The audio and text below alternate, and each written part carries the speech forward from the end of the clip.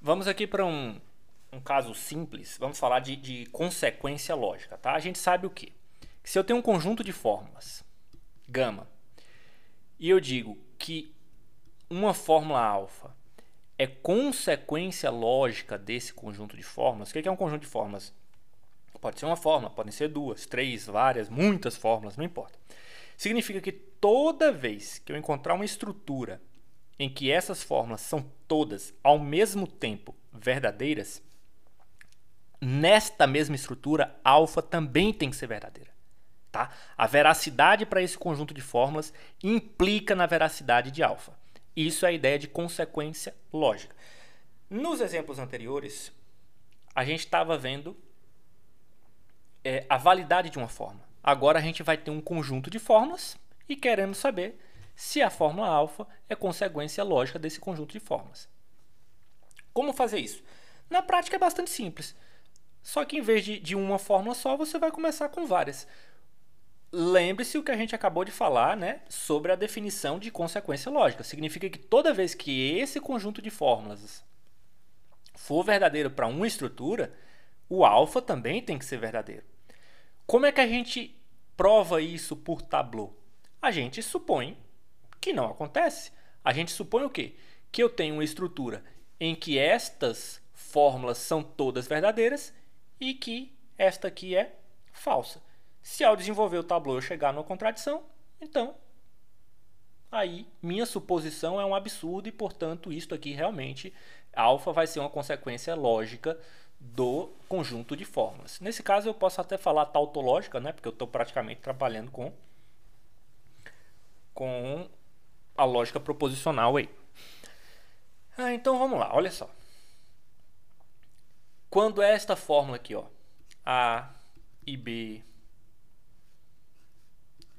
então C for verdadeira, né? Quando essa fórmula aqui A for verdadeira, quando essa fórmula aqui, ó, não C for verdadeira,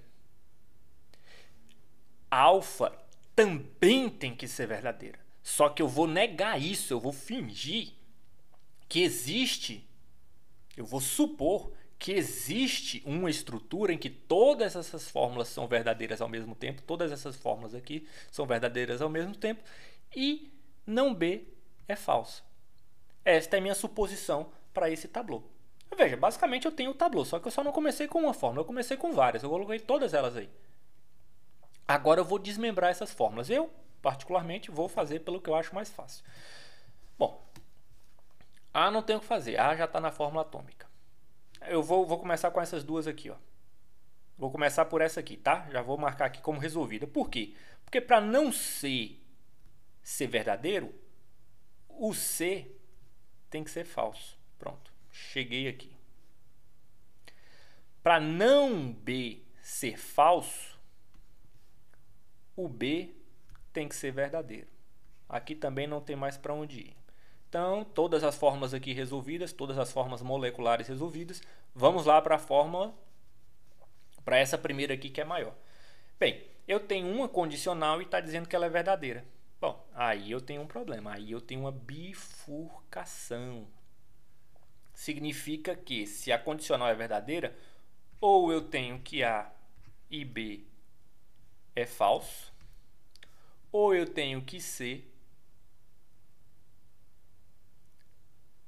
é verdadeiro. Olha só, aqui já está na fórmula atômica. E quando eu olho o ramo principal aqui, ó, eu tinha que o C era falso. Significa que nesse ramo que eu encontrei aqui agora, ele está fechado. Encontramos uma contradição. Esse ramo aí não permite. Será que acontece alguma coisa similar para os outros? Vamos lá. Eu tenho aqui uma conjunção falsa. Mais uma vez eu tenho uma bifurcação. Por quê?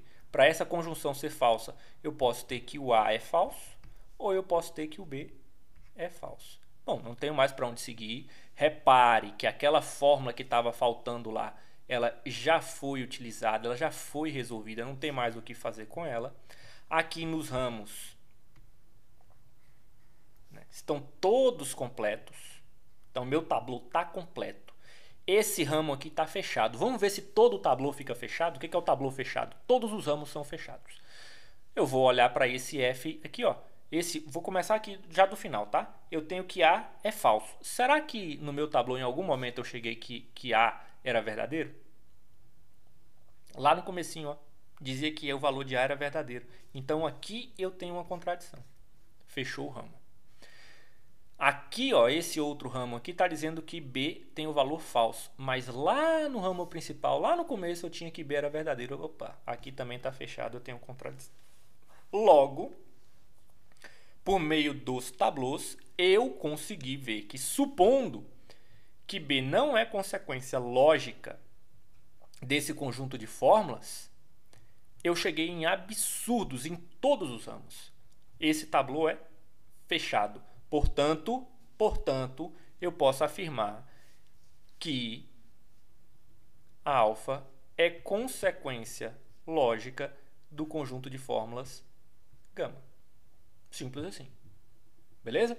E aí, pronto. Esse foi um exemplo tranquilo, foi bem fácil. É só para a gente ver como falar das consequências lógicas por meio dos tableaus. Eu provei através do tableau que essa fórmula alfa era consequência lógica do conjunto de fórmulas.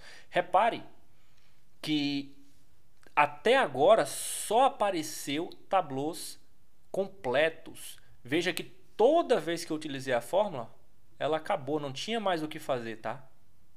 Agora que a gente vai olhar para os exemplos dos quantificadores, isso vai começar a mudar. Porque lembre-se, eu estou trabalhando em uma estrutura.